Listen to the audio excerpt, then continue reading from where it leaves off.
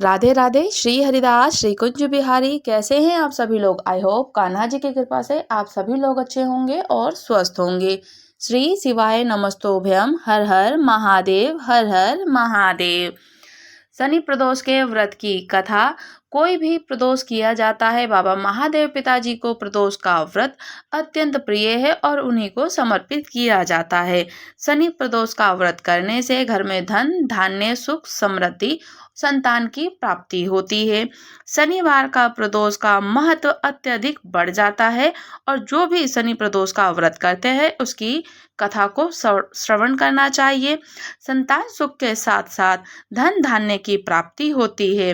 हिंदू धर्म में शनि प्रदोष का व्रत का विशेष महत्व है और इस दिन भगवान शिव और माता पार्वती जी की विधि विधान से पूजन अर्चन की जाती है और उनको प्रसन्न किया जाता है। इस बार शनिवार का शनि प्रदोष का व्रत 27 जून 2026 को शनिवार के दिन पड़ रहा है और शनिवार को किया जाएगा। ये दिन भगवान शंकर जी के साथ साथ शनिदेव जी की कृपा पाने के लिए भी महत्वपूर्ण माना जाता है। इस दिन प्रदोष काल में शिव जी का पूजन और मंत्रों का उच्चारण अत्यंत शुभ और लाभकारी माना जाता है। जब प्रदोष का व्रत शनिवार के दिन पड़ता है तो शनि प्रदोष का संयोग बनता है और मान्यता यह है कि प्रदोष का व्रत करने से पूजन करने के समय प्रदोष काल में प्रदोष वाले दिन व्रत और कथा का पाठ करने से बाबा महादेव पिताजी अत्यंत प्रसन्न होते हैं और प्रदोष का व्रत की कथा को पढ़ना अत्यंत लाभकारी माना जाता है। जब प्रदोष व्रत की कथा को श्रवण करते हैं तो हमारा प्रदोष का व्रत पूर्ण माना जाता है। मान्यता है कि जो भी व्यक्ति शनि प्रदोष का व्रत करता है उसे खोए धन की प्राप्ति होती है, जीवन में सफलता मिलती है और संतान की प्राप्ति होती है। जो भी शनिवार का दिन शनिवार को प्रदोष पड़ती है, खास करके संतान सुख प्राप्त होने के लिए ही शनि प्रदोष का व्रत किया जाता है और शनि प्रदोष के व्रत की कथा को श्रवण करते हैं। तो आइए चलते हैं शनि प्रदोष के व्रत की कथा को श्रवण करते हैं। प्राचीन काल में एक निर्धन ब्राह्मण की स्त्री दरिद्रता से दुखी होकर साडल्य ऋषि के पास जाकर बोलती है कि हे मुनिवर, मैं अत्यंत दुखी हूँ, मेरे दुख का आप निवारण बताइए। मेरे दोनों पुत्र आपकी शरण में ही हैं। मेरे बड़े पुत्र का नाम धर्म है और राजपुत्र है, उसका नाम धर्म है और वो राजपुत्र है, और मेरे छोटे पुत्र का नाम सुचिव्रत है। हम दरिद्र हैं और आप हमारा उद्धार कर सकते हैं, कृपया करके आप हमारा उद्धार कर दीजिए। तब ऋषि जी ने प्रदोष व्रत करने के लिए कहा कि ब्राह्मणी की बात को सुनकर ऋषि ने उन्हें शनि प्रदोष का व्रत करने के लिए कहा कि तीनों नियम पूर्वक प्रदोष का व्रत करने लगो। और कुछ समय के बाद प्रदोष व्रत आया। तब तीनों ने संकल्प लिया कि छोटा लड़का सुचिव्रत एक तालाब पर स्नान करने के लिए गया तो रास्ते में उसे सोने से भरा हुआ कलश मिल गया, जिसे वह घर लेकर आता है और प्रसन्न होकर माता से कहता है कि माँ, ये धन मुझे रास्ते में प्राप्त हुआ है, रास्ते में मिला है। धन देखकर माता शिव जी की महिमा का वर्णन करती है और शिव जी के बखान करती है। तब राजपुत्र को अपने पास बुलाकर बोलती है कि देखो धर्मपुत्र, ये धन हमें शिव जी की कृपा से मिला है, इसे तुम दोनों पुत्र आधा आधा बांट लो। माता की बात सुनकर राजपुत्र ने भगवान शिव और माता पार्वती जी का ध्यान किया, उनका नाम उच्चारण किया, कहा, माता, ये धन आपके पुत्र का ही है, मैं इसका अधिकारी नहीं हूँ। जब मुझे भगवान शंकर और माता पार्वती देंगे मैं तब धन लूंगा। इतना कहकर राजपुत्र धर्म अपनी पूजा में लग गया। एक दिन दोनों भाइयों को नगर में भ्रमण करने का विचार हुआ और वहां उन्होंने कई गंधर्व कन्याओं को खेलते हुए देखा। उन्हें देखकर सुचिव्रत ने कहा, भैया, हमें इससे आगे नहीं जाना चाहिए। इतना कहकर सुचिव्रत वहीं बैठ गया, लेकिन राजकुमार धर्म कन्याओं के बीच में अकेला ही पहुंच गया। वहां एक सुंदर कन्या राजकुमार को देखकर मोहित हो जाती है और अपनी सखियों से बोलती है कि इस जंगल में भांति भांति के फूल लेकर आओ। और ये सुनकर गंधर्व कन्या की सखियां फूल चुनने के लिए चली जाती हैं और वे अकेले ही सुंदर राजकुमार को देखती रहती है। इस राजकुमार को उस कन्या पर मोहित हो जाता है। जब मोहित हो जाता है, राजकुमार भी उस कन्या पर मोहित हो जाता है। तो कन्या बोली कि आप कहाँ रहते हैं, जंगल में आप कैसे आए हैं और किस राजा के पुत्र हैं। तो राजकुमार ने अपना परिचय देते हुए कहा कि मेरा नाम धर्म है, और कन्या बोलती है कि मेरा नाम अंशुमति है, मैं विदर्भ राजा का पुत्र हूँ। और मैं अपना परिचय दे दूं। कन्या बोलती है कि मैं विद्रिका विकुर नामक गंधर्व की पुत्री हूँ, मेरा नाम अंशुमति है, मैंने आपके मन की स्थिति को जान लिया है, आप मुझ पर मोहित हैं, विधाता ने हमारा संयोग मिलाया है। युवती ने मोतियों का हार उतारकर राजकुमार के गले में ही डाल दिया। राजकुमार ने उस हार को स्वीकार करते हुए कहा कि मैंने आपका प्रेम से दिया हुआ उपहार स्वीकार तो कर लिया, लेकिन मैं निर्धन हूँ। राजकुमार के वचनों को सुनकर गंधर्व कन्या बोलती है कि मैं जैसा कह चुकी हूँ मैं वैसा ही करूँगी, अब आप अपने घर को जाइए। इतना कहकर गंधर्व कन्या अपनी सखियों के पास चली जाती है और राजकुमार ने घर आकर सारा किस्सा अपने भाई और माता को सुना दिया।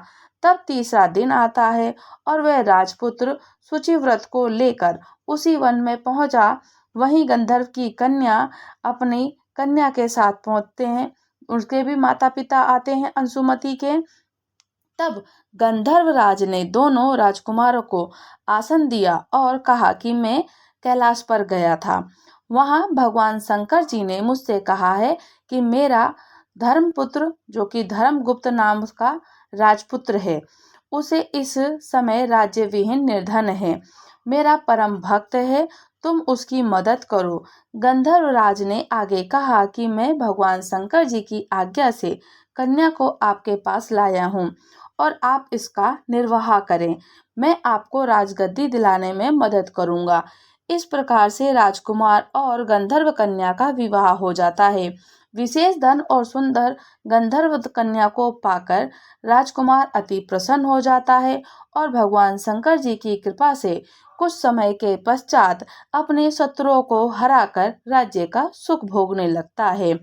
कहते हैं कि ये शनि महाराज की कृपा है और शनि महाराज श्री हरि नारायण, श्री हरि विष्णु, श्री भगवान महादेव पिताजी अत्यंत प्रसन्न होते हैं जब शनि प्रदोष का व्रत किया जाता है और बाबा महादेव के साथ साथ शनि जी की कृपा प्राप्त होती है।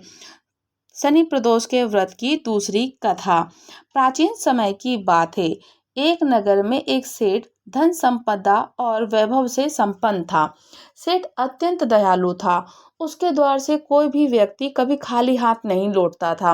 वह घर किसी को खूब सारी दान दक्षिणा देता था, वो हर व्यक्ति को दान देता, दक्षिणा देता, ब्राह्मणों को भोजन कराता, लेकिन दूसरों को खुशियां देने वाला सेठ और सेठानी स्वयं दुखी थे, क्योंकि उनके दुख का कारण जो था, उनके कोई संतान नहीं थी, वो संतानहीन थे। संतानहीनता से परेशान हर दिन बिना अग्नि अंदर ही अंदर से जल रहे थे। एक दिन उन्होंने तीर्थ यात्रा पर जाने का फैसला किया और अपने कामकाज को अपने सभी सेवकों को सौंपकर निकल पड़ते हैं। अभी वह नगर के बाहर ही निकले थे कि उन्हें एक विशाल वृक्ष के नीचे समाधि लगाए एक तेजस्वी साधु नजर आते हैं। दोनों सेठ सेठानी ने सोचा विचार किया, क्यों ना साधु महाराज का आशीर्वाद लेकर आगे की यात्रा शुरू की जाए। तब पति पत्नी दोनों समाधि में लीन साधु के सामने हाथ जोड़कर बैठ जाते हैं और उनकी जब समाधि टूटने की प्रतीक्षा करने लगते हैं। सुबह से शाम हो जाती है, फिर रात हो गई, लेकिन साधु समाधि में ही लीन थे। सेठ सेठानी ने पूरी भक्ति भाव से साधु महाराज के सामने हाथ जोड़कर बैठे रहे। अतः मैं सुबह साधु महाराज की समाधि से उठते हैं और सेठ सेठानी को देखकर मंद मंद मुस्कुराते हैं और हाथ उठाकर आशीर्वाद देते हुए कहा कि मैं तुम्हारी अंतर्मन की कथा जान गया हूँ, तुम दोनों के भक्ति भाव से अत्यंत प्रसन्न हूँ मैं।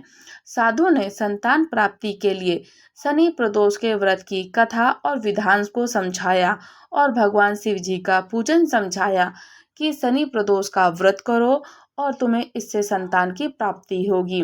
तीर्थ यात्रा के बाद घर लौटकर सेठ सेठानी ने नियम पूर्वक शनि प्रदोष का व्रत करने लगते हैं और कुछ ही समय के बाद सेठानी गर्भवती हो जाती है और एक सुंदर पुत्र को जन्म देती है। शनि प्रदोष के प्रभाव से उनके घर का अंधेरा खत्म हो जाता है और खुशियां आ जाती हैं।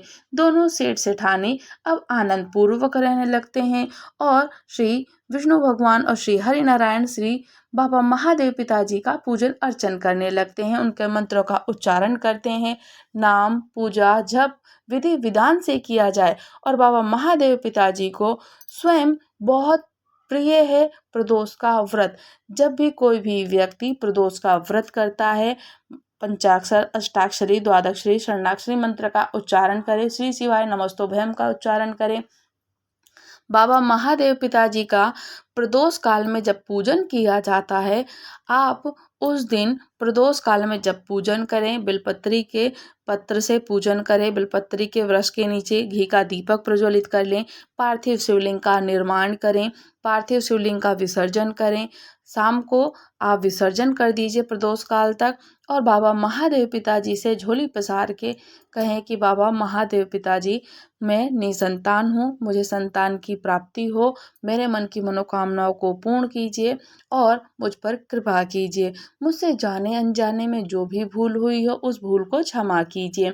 बाबा महादेव पिताजी इतने भोले हैं कि सबकी मनोकामनाओं को पूर्ण करते हैं और वह तो स्वयं भोले भंडारी हैं, तो सबका भंडार भरते हैं। श्री शिवाय नमस्तोभयम। हर हर महादेव। हर हर महादेव। अगर आप लोग हमारे चैनल पर नए हैं तो चैनल को लाइक शेयर सब्सक्राइब करना बिल्कुल ना भूलें और मुझे कमेंट्स करके ज़रूर बताइएगा कि आप लोगों को क्या शनि प्रदोष का व्रत करते हैं या फिर शनि प्रदोष के दिन आप एक महा उपाय भी कर सकते हैं। प्रदोष काल के समय, प्रदोष के समय में प्रदोष काल वाले दिन आप 2 लंबी बाती का दीपक बाबा महादेव पिताजी के समक्ष प्रज्वलित करें, उसमें 1 चावल का दाना डालें, बिलपत्री के वृक्ष के नीचे समर्पित करें, बिलपत्री का दीपक प्रज्वलित करें और जब आप अपने मन की मनोकामना बोलें तो उस दीपक का जब मुख हो तो वो अपनी तरफ रखना चाहिए, जिससे कि हमारे मन की मनोकामना, बाबा महादेव पिताजी ये मेरे मन की मनोकामना है कि मेरे ये कार्य पूर्ण हो जाए, मुझे संतान धन वैभव लक्ष्मी की प्राप्ति हो, आप कहकर दीपक की बाती का जो मुख होता है अपनी ओर रखें और फिर उनसे प्रार्थना करें बाबा महादेव पिताजी से। ये प्रदोष काल का, अगर कोई व्यक्ति प्रदोष का व्रत नहीं कर पाता है तो प्रदोष वाले दिन नित्य प्रति प्रदोष को उठकर स्नान आदि से निवृत्त होकर बाबा महादेव पिताजी का पूजन अर्चन करें, पूर्ण भक्ति भाव से उनका विधि विधान से पूजन करें, पार्थिव शिवलिंग का निर्माण करें, बिलपत्र समीपत्र फल फूल धतूरा इत्यादि आप उनको समर्पित करें और समर्पित करने के बाद आप जब पार्थिव शिवलिंग का निर्माण करते हैं तो पार्थिव शिवलिंग का निर्माण प्रदोष काल से पहले विसर्जन कर देना चाहिए। किंतु आप प्रदोष का व्रत करते हैं या प्रदोष की शिवरात्रि महाशिवरात्रि करते हैं, तीज हो तब प्रदोष तक या फिर पूर्ण रात्रि तक आप पार्थिव शिवलिंग को रख सकते हैं और अगले दिन विसर्जन कर सकते हैं। तो पार्थिव शिवलिंग का आप पूजन करें, पार्थिव शिवलिंग का निर्माण करके पूजन करके विसर्जन करके अपने मन की बात कहें और बाबा महादेव पिताजी अवश्य हमारे मन की बात को जानेंगे और हमारी कार्य को पूर्ण करेंगे। राधे राधे। श्री हरिदास श्री कुंज बिहारी।